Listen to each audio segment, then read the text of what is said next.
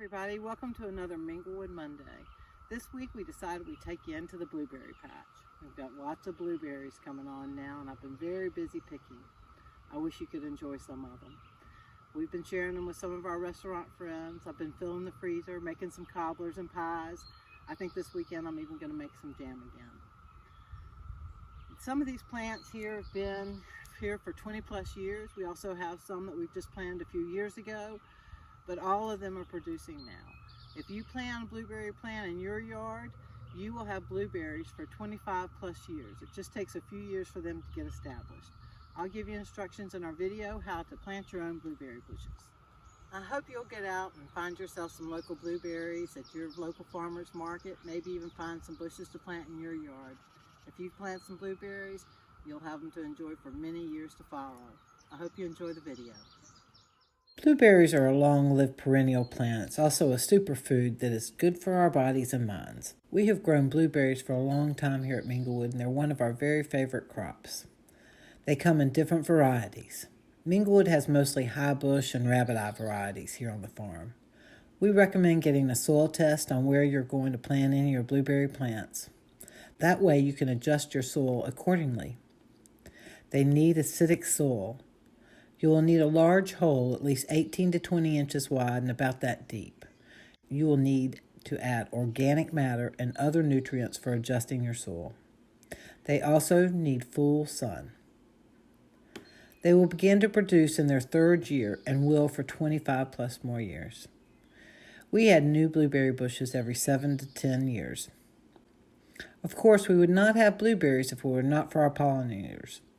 A moth, a hoverfly, a swallowtail, and a honeybee. These are just a few of the pollinators that visit the blueberry patch. We don't have many pests that bother the blueberry patch. The main concern is birds. We love our birds and do not mind sharing the berries, but sometimes they can be too much. As you can see in this photo, we had to drape rime fabric over the rows to try and keep the birds out one year. We will also place these large balloons and inflatable snakes to help scare the birds off.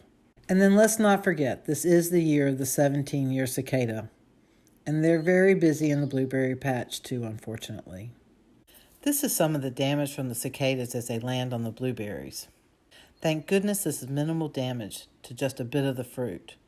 Their other damage is longer lasting, as you can see in this photo, where a female has damaged the branch where she's laid her eggs. This weakens the branches and causes them to break. You may ask, what does Minglewood do with all of these berries?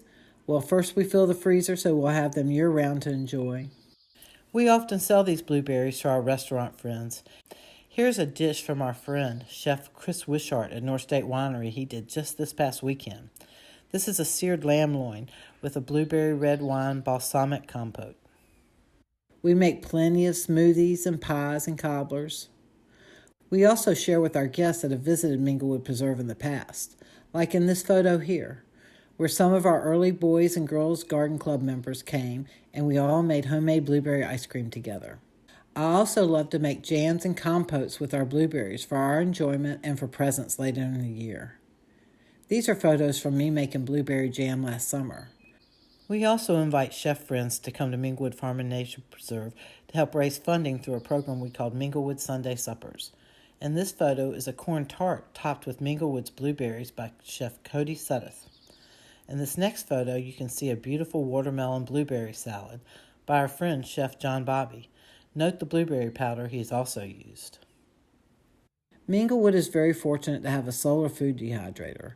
This is with thanks due to a grant from Reynolds American Inc. Here is our friends that built it for us, Dan and Chuck. Here you see we're filling it up with blueberries, which will be dried and then used for granola and other uses.